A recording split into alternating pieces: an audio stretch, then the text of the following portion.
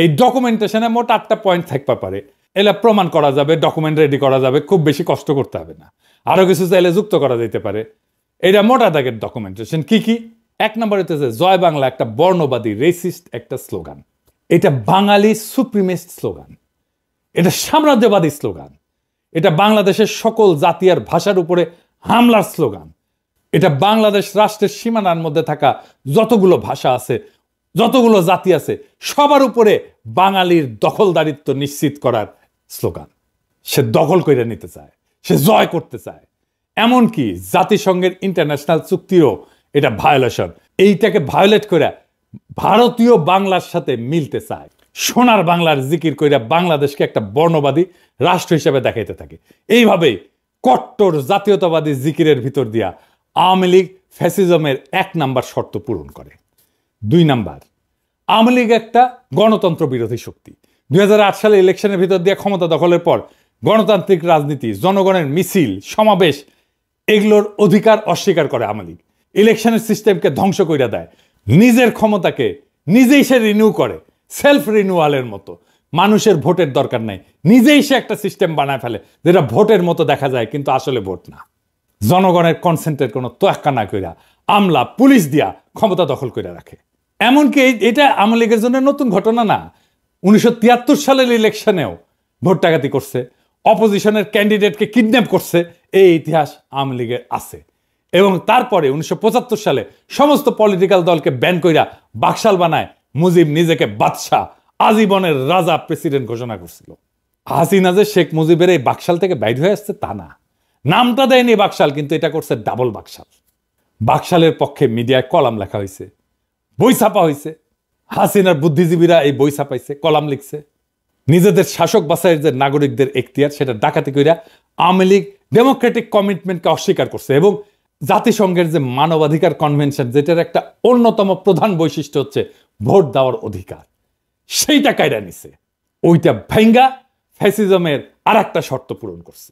3 number, মানুষের বিবেকের স্বাধীনতা এবং ক্ষমতার সরকার রাষ্ট্রের ব্যাপারে নাগরিকদের অমত দেওয়ার যে এখতিয়ার সেটা রদ করে দিছে আওয়ামী লীগ।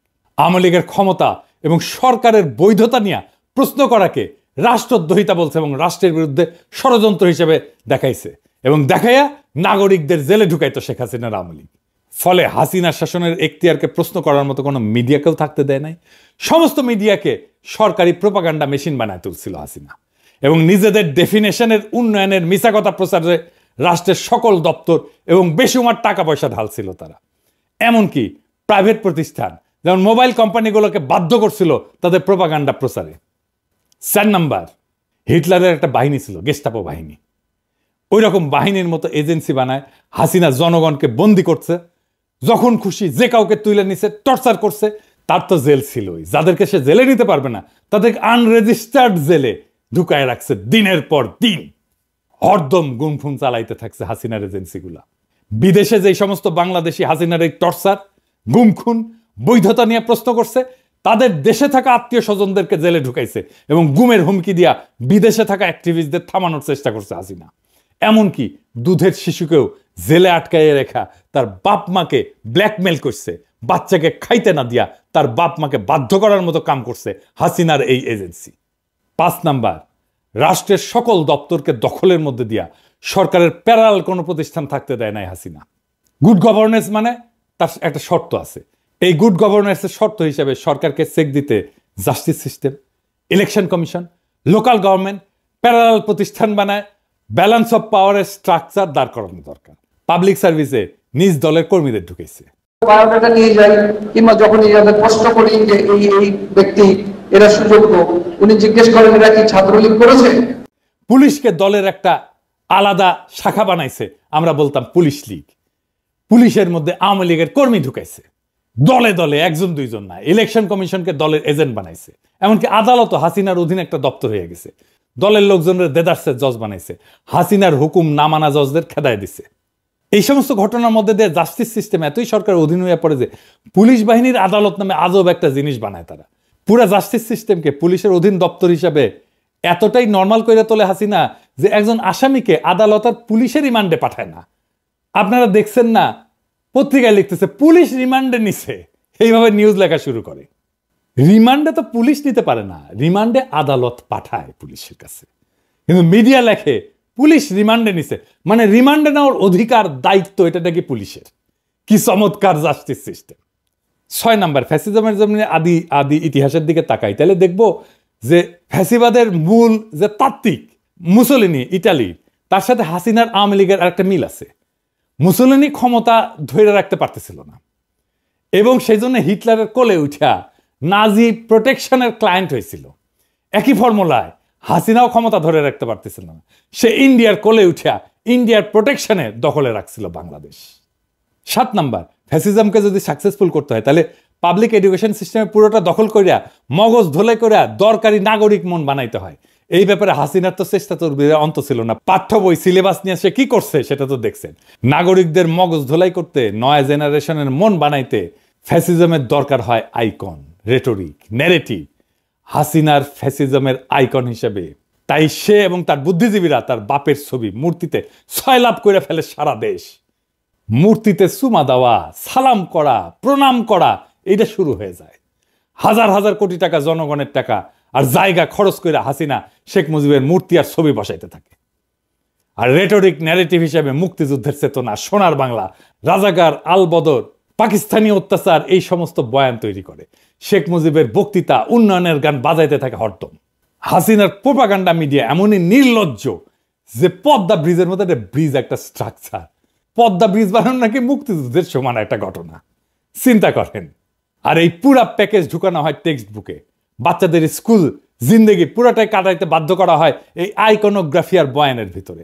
এইগুলো যাতে পুরাপুরি মেমোরিতে ঢুকানো যায়, বাধ্য হয় সবাই মেমোরিতে ঢুকাইতে, সেই দরকারে সমস্ত স্কুল, কলেজ, পরীক্ষা, এগুলো থেকে চাকরির পরীক্ষা তো প্রস্তুত করা হয় এখান থেকে। এমনকি অঙ্কের মতো একটা হার্ডকোর সায়েন্সের ভিতরে শেখ মুজিবকে নিয়ে অঙ্ক করায় হাসিনা। 8 নাম্বার, ফ্যাসিবাদের আর একটা মস্ত নিশানা হইল নিজের পপুলারিটি দেখানো। এটা অবশ্য সেটা দেখানোই, পপুলারিটি থাকার মামলা না।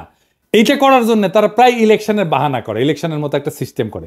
ঠিকঠাক ইলেকশন দিতে পারে না, কারণ ফ্যাসিজমে তো হারার কোনো আইডিয়া নাই। ইলেকশনে হাইরা ক্ষমতা ছাড়ার ব্যাপারই নাই, ফ্যাসিজমে থাকা সম্ভবই না। আমরা খেয়াল করলে দেখবো শেখ মুজিবুর রহমানের 1973 ইলেকশন, হাসিনার 2014 ইলেকশন, 18 ইলেকশন, 24 ইলেকশন, সমস্ত ইলেকশন স্রেফ বাহানা। এটাকে বলা যায় সেলফ রিনিউয়াল।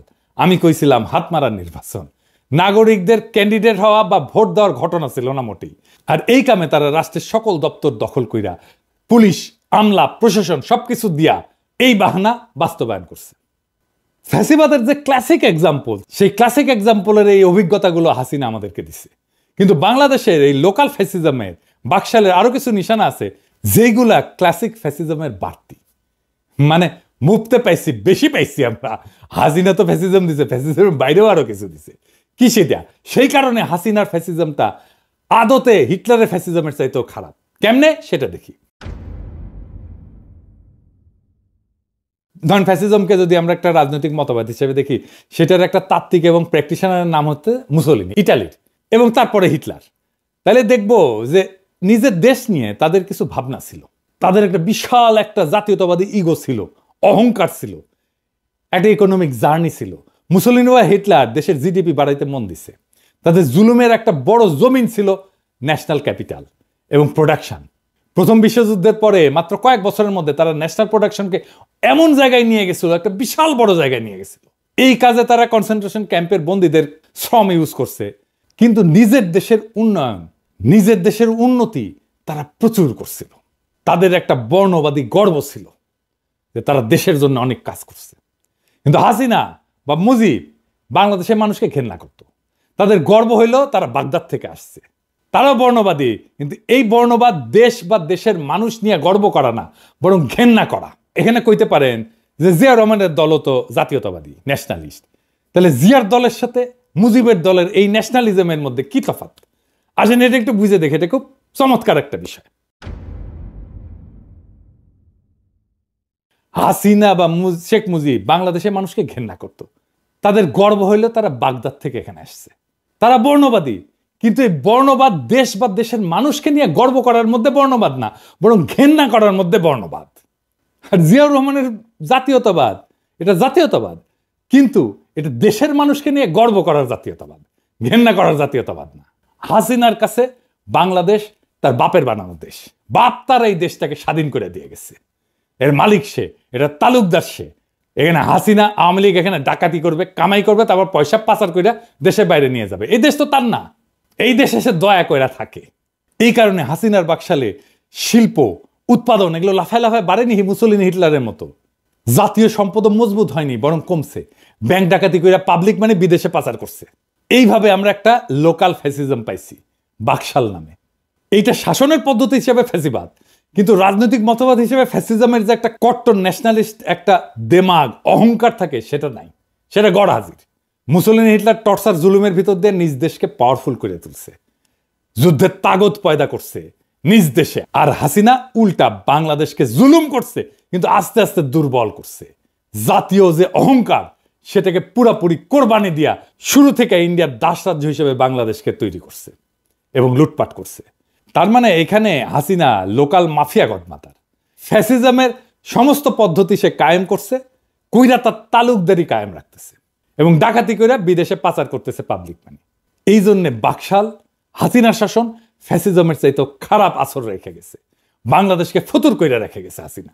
এটা ফ্যাসিজমের তুমুল টর্চার জুলুমের বাইরে বাড়তি খারাপ।